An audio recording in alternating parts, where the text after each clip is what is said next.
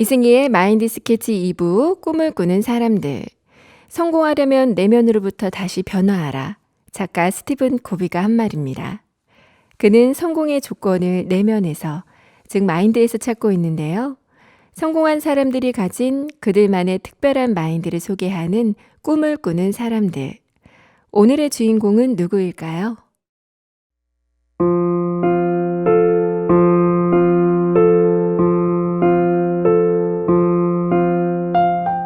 누구에게나 상처가 있습니다. 상처의 크기 앞에 누군가는 자신의 상처가 제일 크다 여길 수도 있습니다. 그러나 타인에게 그것을 드러내는 것은 죽기보다 싫은 일이죠. 자신의 밑바닥은 대부분 슬픔이라고 이야기하는 사람. 숨기고 싶은 자신의 이야기를 들려주며 자신의 어둡고 초라한 모습마저 감추지 않고 타인과 소통하고자 하는 사람.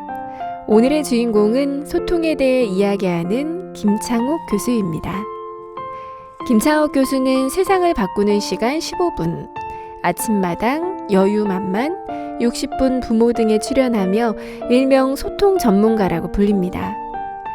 그러나 정작 그는 전문가라는 표현이 불편하다고 이야기합니다. 소통에 대한 것을 학문으로 배워서 시작한 것도 아니고 불통으로 시작한 소통이기에 굳이 수식어가 필요하다면 소통에 대해 이야기하는 김창욱이라고 말합니다. 그저 강연자 이전에 건강한 사람이 되길 꿈꾸죠. 열등감으로 똘똘 뭉쳐있던 어린 시절. 청각장애인인 아버지와 가난에 찌들어 툭하면 불만을 내뱉는 어머니 밑에서 자랐습니다. 그리 화목하지 않은 가정. 부모님의 잦은 다툼은 열등감을 더 부추겼습니다.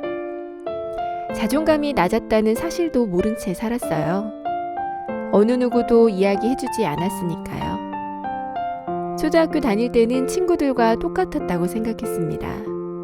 그런데 어느 날 친구를 집에 데려왔는데 귀가 들리지 않아 큰 소리로 이상하게 말하는 아버지를 보며 너희 아빠는 왜 저런 식으로 이야기하냐고 물어보는 친구 때문에 자신의 아버지가 장애라는 사실을 알았습니다.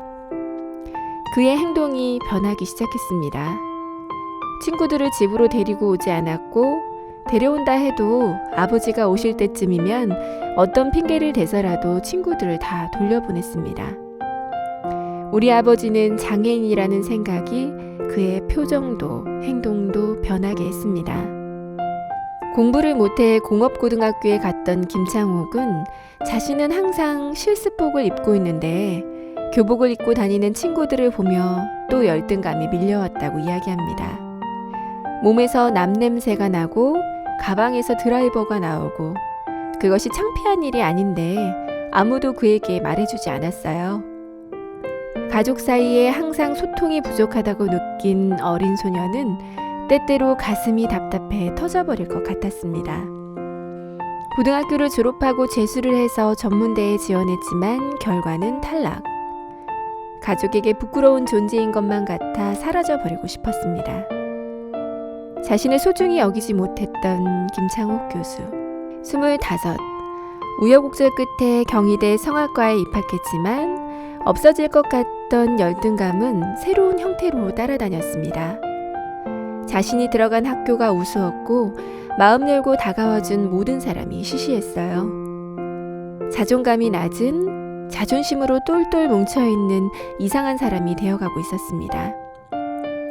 성악을 전공한 그는 대한민국 1호 보이스 컨설턴트로 활동하다가 전문 강사의 길로 접어들었습니다. 강연을 시작하고 많은 사람들 앞에 서며 자신을 소중하게 여겨주길 바랬습니다. 그리고 대기업에서 강연하고 유명 인사들을 만나면 대단한 사람이 될 줄 알았죠. 많은 사람들을 웃기고 행복하게 만드는 강연을 하지만 강의하고 난 뒤에는 정작 자신은 허탈하고 외로웠습니다.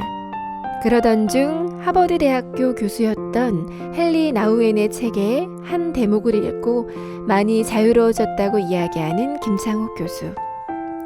심리학자인 헨리 나우엔이 우울증에 시달리다 직접 장애인 공동체에 방문한 적이 있었는데 하버드 대학교를 알리없는 장애인들에게 자신을 설명할 방법이 없었다는 것입니다. 한 인간에게 붙여진 명함이 아닌, 경력이 아닌 자신의 존재 자체에 대한 물음이 마음을 치유했다는 겁니다. 김창옥 교수는 그걸 보고 내가 앞으로 많은 커리어를 쌓는다 해도 그러한 것들이 나 자신이 되는 것이 아니구나 라는 것을 깨달았죠. 돈이나 경력으로 자신이 소중해지는 것이 아니라는 것을 알았습니다. 지긋지긋한 방황을 끝낼 수 있었다고 이야기합니다. 자신의 환경을, 경험을, 그의 실수를 포장 없이 꺼내놓습니다. 그의 솔직함은 금세 듣는 이들을 무장해제 시켜버렸습니다. 상처를 그대로 드러낸 그의 강연에 사람들은 열광합니다.